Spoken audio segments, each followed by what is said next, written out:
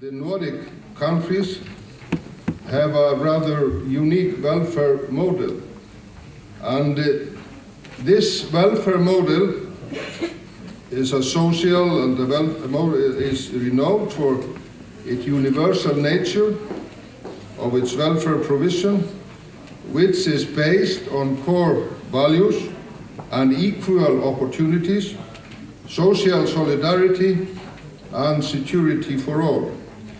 And we would say that this model promotes social rights and the principle that everyone is entitled to equal access to social and health services, education and culture.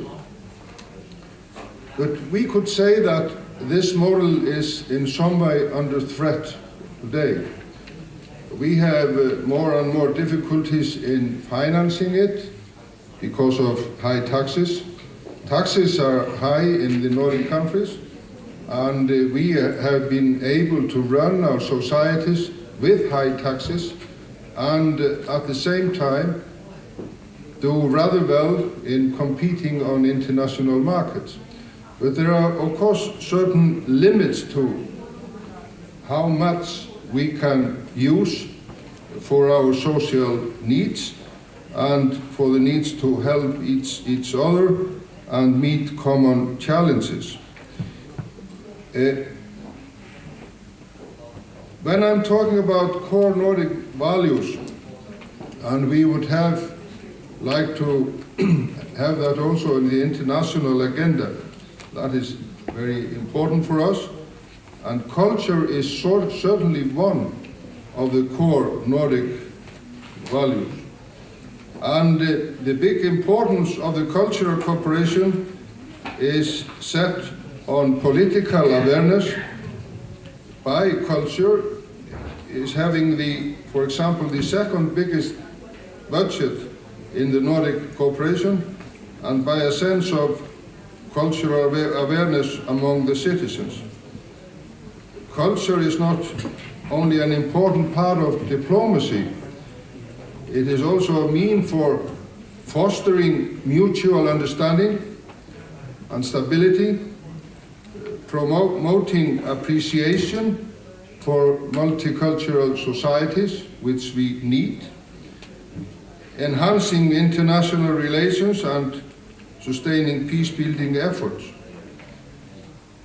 The effects of technological and economic globalization have made national borders diffuse, but globalization has also led to new possibilities and conditions for cultural meetings and cultural influence.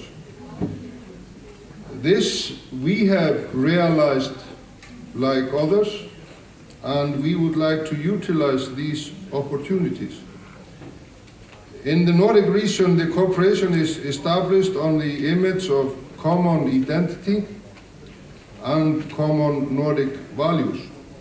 Freedom of speech and democracy is, of course, closely interlinked with freedom of cultural expression and an arm's length between art and the political system. This is all working together. And the Nordic welfare model is sustained by a strong sense of cultural affinity.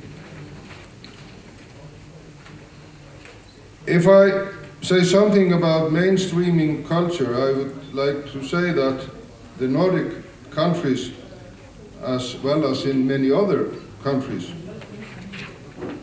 and I said that some time ago, we are facing severe challenges. We are facing a trend in which the society is developing, as I said in the beginning, from homogeneous one into society with an increasing religious, cultural, and lingual diversity. And in such a society with increased socio-economical differences, ethnicity and culture, this can lead to conflict. and we are facing this. Culture is a tool for expressing humanity and also expressing democracy. And by doing so, culture is, of course, an important part of tackling these challenges that our modern welfare society is heading, and I think also many others. And we believe also that culture plays an important role as a driver for sustainable society. It is important for the cultural sector to think cross-sectoral and for other sectors to include culture. And this is what we are working more and more on. Culture is more than arts, that we have heard here today, and culture in diplomacy is more and more used as a tool for promoting democracy, values, participation, development, education, human rights, and the freedom of speech. Culture is a part of sustainable development. It also means greening the arts, which means the culture sector itself is developing sustainability. And examples of mainstreaming culture are, for example, in the Nordic countries, libraries that in many places work as community centers with a broad variety of tasks. Urban planning, in the sense of architecture and design, is another good example where culture strongly influences interactions between citizens. The Nordic countries traditionally have had a strong sense of engaging children in society. We can see that children's access to culture enhances and strengthens active citizenship. And we think this is very important, that children have a good access to culture. And we see also increasingly the links between culture and good health. We see that people who enjoy good health are participating more in culture than others. Lastly, but I would like to mention that what we eat is also important. And it is a part of our culture in a way. And cultural diplomacy consists of different focuses. The Nordic countries have a strong regional food culture, and this is one of the aspects we are using more and more in our diplomacy. The vision of the Nordic Council of Ministers' new Nordic food program is that the Nordic cuisine will inspire a love of food, taste, and diversity, both at home and abroad. And the new Nordic cuisine is about simplicity and ease. It aims to encourage new forms of local tradition and support food producers, artisans, and entrepreneurs. And we will be using this more and more. And lastly, I would like to mention in this context that we will, in February next year, have a culture festival taking place in Kennedy Center in Washington, D.C. from the middle of February to the middle of March, where about 600 Nordic artists will perform. For example, 2 symphony orchestras, theater, and so on. There will be writers, singers, chefs, musicians, actors, dancers, and designers from the whole of the Nordic region to fill the American capital. And the American public can see Nordic performing arts, theater, dance, music, literature, film, and design. We will, of course, offer the best of new Nordic food. And for the first time, the festival will explore social life in the Nordic countries, focusing on the most important political areas, such as the environment, gender equality, children and young people, green growth, and innovation. These areas will be presented in a forward-looking way, promoting the Nordics as a progressive and a modern region. This is a good example of using culture when dealing with core Nordic values. With these examples, culture can offer tools and methods for identity building, common goals, understanding, learning, and wealth, to name a few.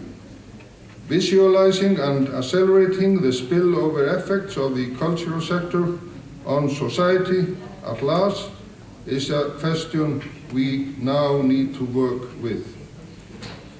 Culture and arts can be an innovative force for creating new workplaces and economic growth, and we think it is the key of greener societies and sustainability for the future. Thank you very much.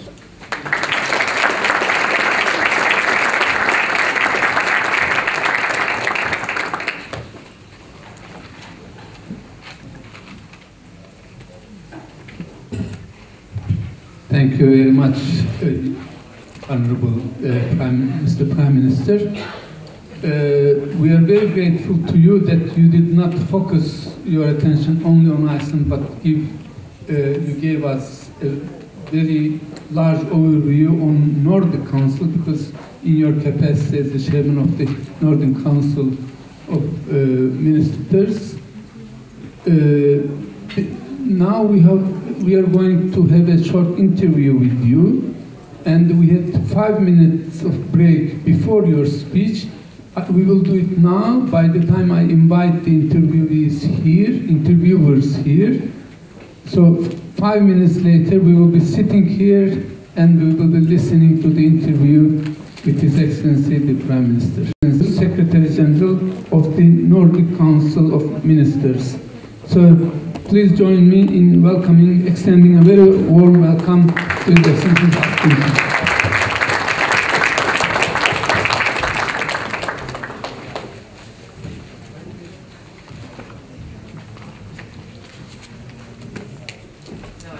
President, ladies and gentlemen, because the previous speaker was talking about time, and in my part of the world there is a region that they are saying what time it is.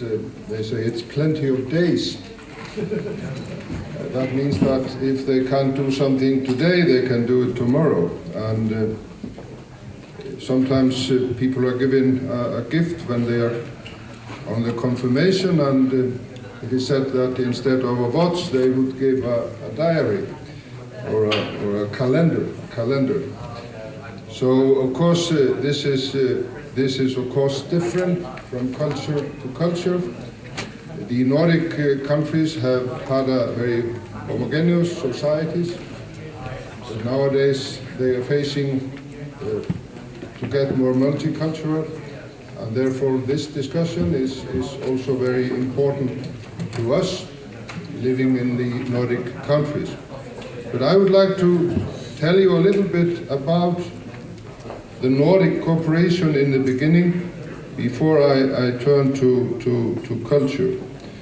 And, okay, yes.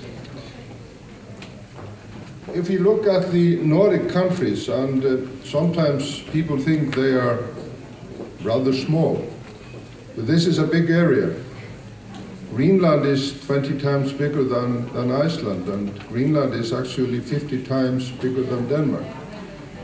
So this is a huge area, and we have 8 time zones, and we have actually 8 different official languages. So in that sense, we could say that we are multicultural. And in this huge area, there are only living 25 million people. There are, for example, only living 50,000 people in Greenland. And we don't see many roads there. They have to travel by sea or by plane. But together, this part of the world is the 10th largest economy in the world. And that is rather unusual, that a population of 25 million people is actually the 10th largest economy in the world. And I would also like to tell you a little bit about the Nordic cooperation. The prime ministers of the Nordic countries, they have the overall responsibility for the cooperation. And we have had the Nordic cooperation for a long time. Actually, the cooperation between the parliamentarians started already in 1952. The cooperation between the Nordic governments started in 1971, and we have 12 different councils of ministers working on a formal basis. And then we have also informal cooperation, for example, between the ministers of foreign affairs and the ministers of defense, to mention something. This cooperation, I would like to say, the main responsibility for getting it running is our secretariat in Copenhagen, where we are more than 100 people working in this building. But we have also a cultural fund in this building and a secretariat for the parliamentarians.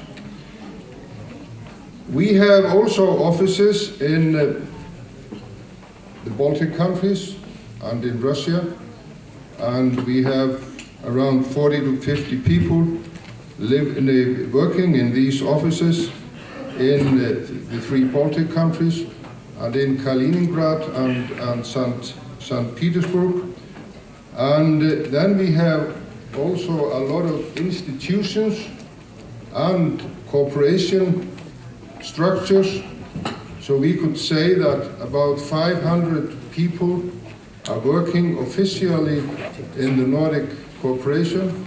And adding to that, a lot of people are, of course, working on a national basis in the Nordic cooperation. So the Nordic cooperation is very extensive and is very rooted